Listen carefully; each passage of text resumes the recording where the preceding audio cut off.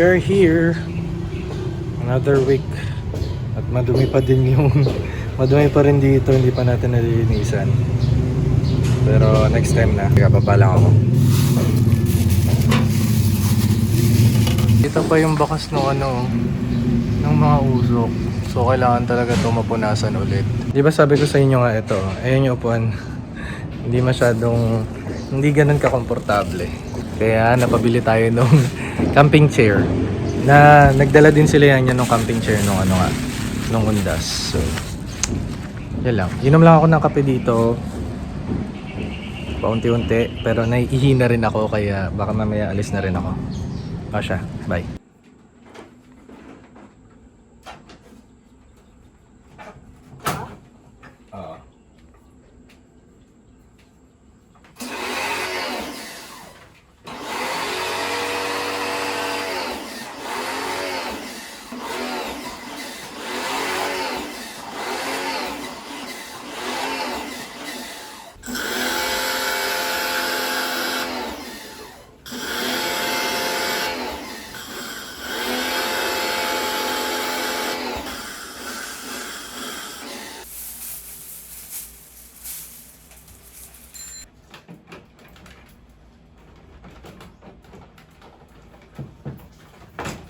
Hello everyone, it's Monday, 5:24 pa lang. Kagaya ng pinakita ko kanina sa clip, pinalinis natin yung ating aircon sa taas, yung split type. Meron tayong dumating na parcel, pero bago ko i-unbox yan, naglalagay muna ako ng sunscreen. Kasi tignan nyo, nagkaroon ako ng dito. Pimple! Ayan, nag-breakout tayo ng konti dyan.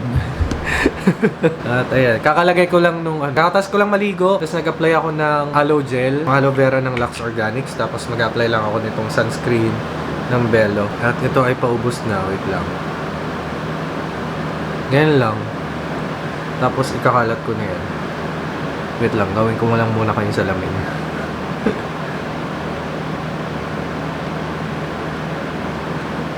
Yan lang. Tapos nito, tap-tap na lang. Kalat-kalat.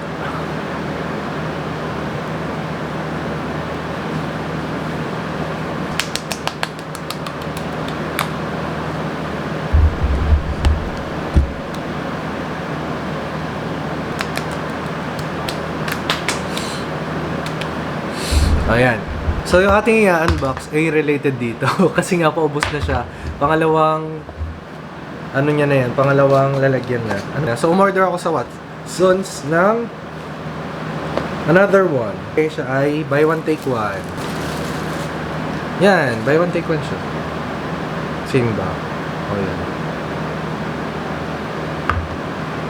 Yung tinted yung aking ginagamit kasi ewan ko, mas okay sa akin to.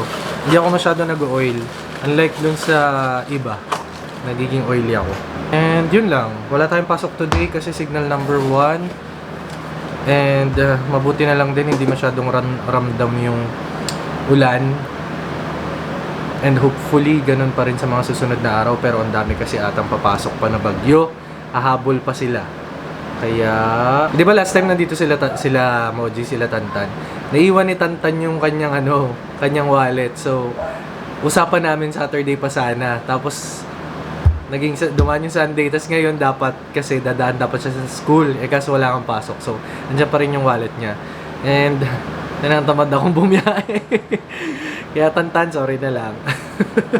Hindi, mamaya tignan natin kung makakabiyahe tayo. Kasi kung kailangan niya naman na talaga. Anyway, yun lang muna. Kanina nag-online class lang ako sa college. 3 to 5 nag-online class ako. And wala lang, yun lang. Share ko lang. O siya, sige na, update ko kayo sa mga susunod pang mga happenings. Hello everyone. 4:49 PM on Tuesday pala. And wala nga kaming pasok dahil Valenzuela Day. Kaya ayun, eto, nanonood ako currently ng Midsommar. Long overdue na to. Nakaraan ko pa to dapat pinanood, pero nasa kalagitnaan na ako and naka 1 hour and 27 minutes na ako at grabe, sobrang disturbing nung nangyari. And then I think na meron ulit mangyayari ngayon. Nag-pause lang ako ng saglit kasi kailangan ko ang sobrang fucked up. Tuloy ko na yung panonood. Wait, stop! Hey! Sit down!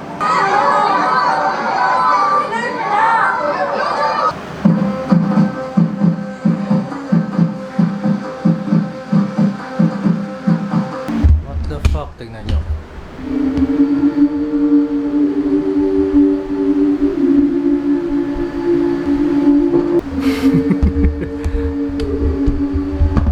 The fuck?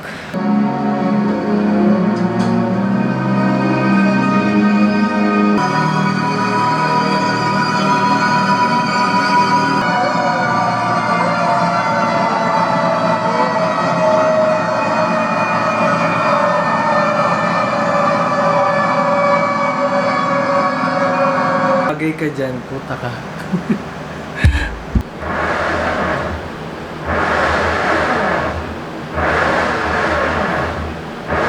Hello guys, it's Thursday afternoon. Oh, tama. Thursday afternoon, 5:23 PM na. And ngayon ay wala akong ganap. Wala naman tayong ganap masyado. Pero papakita ko lang. Mag-update lang ako kasi yun lang. So, ang kakainin lang natin for today ay itong cucumber kimchi na gawa ko. Tapos umorder lang ako ng fried chicken. Ayan, ito. Quarter leg. 2 para sa ating meal. At last meal na rin natin for today. Kanina ang kinain ko lang din ay chicken nuggets tapos pipino. Ano ba? Wala masyadong ganap ngayon. Wala masyadong ganap. Nanonood lang ako ng mga ibang vlogs para as inspiration, kumbaga. To keep us going na lang. And kung narinig nyo naman, merong konting construction sa kabilang bahay. So, medyo naririnig lang natin. And ngayon, nanonood lang ako. Yun nga, ng mga vlogs. Paulit-ulit na ako. Wala akong ibang babanggit. Pero, tingnan na lang natin kung ano pa magaganap within this week. Kasi Friday by tomorrow. Tapos, may Saturday pa. Hanggang Saturday pa para makapag-vlog tayo. And, yun lang. In-update ko lang talaga kayo. O siya, sige na. Bye.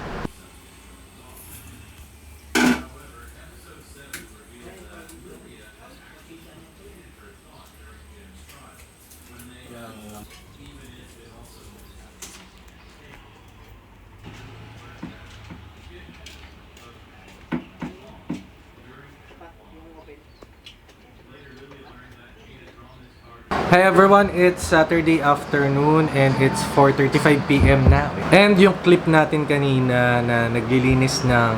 Hindi pala naglilinis, pinadagdagan natin or pinakargahan natin ulit ng Freon. Yung isang window type natin sa kwarto nila yan. Kasi noong nakaraan, nakaamoy ako ng parang sunog na gulong. Kasi yun din yung amoy talaga nung nagkaroon ng leak yung Freon nung aircon na yun. Tapos yun, nakaamoy ko sila nung nakaraan. Tapos, yun nga, di ba nasabi ko na nung nakaraan na hindi na lumalamig yung window type na aircon yun sa kabila. So, ayun, pagtingin ni tatay kanina, siya din yung naglilinis talaga nung aircon namin. Yun nga, may leak na konti. Tapos, kinargahan niya na kanina. Kaso lang, biglang, ayun nga, lalong lumaki yung leak. Basta, ganun, tapos wineldingan niya ulit. Kaya, ayun. So, ang binayaran natin doon ay 1.8 kasi nga ganun talaga yung standard daw. Pero, mababa na daw yun. Anyway, nakikita niyo yung labi ko kasi nga nag-apply ako nitong Lucas Popaw. Kasi nagbabalat siya kasi, hindi ko alam, di pa naman ganun ka lamig. Pero, mas lumadalas na naman pagbabalat niya. Pero, hindi siya kagaya nung dati na may, yung cold sore ko. Hindi, nagbabalat lang siya, tapos nagsusugat. Anyway, walang ganap ngayon. So, sorry, mukhang maiksi yata tong vlog na to. Pero, ang mahalaga, nakapag-vlog tayo. Anyway, tignan na lang natin kung meron tayong alis mamaya. Pero mukhang wala kasi signal number 2 na yung Bulacan tsaka Metro Manila kasi paparating na si Pepito. Kaya, wala nang ganap, edit ko na to by tomorrow. Tapos, i-upload ko na din agad. So, yun lang muna guys. Bye.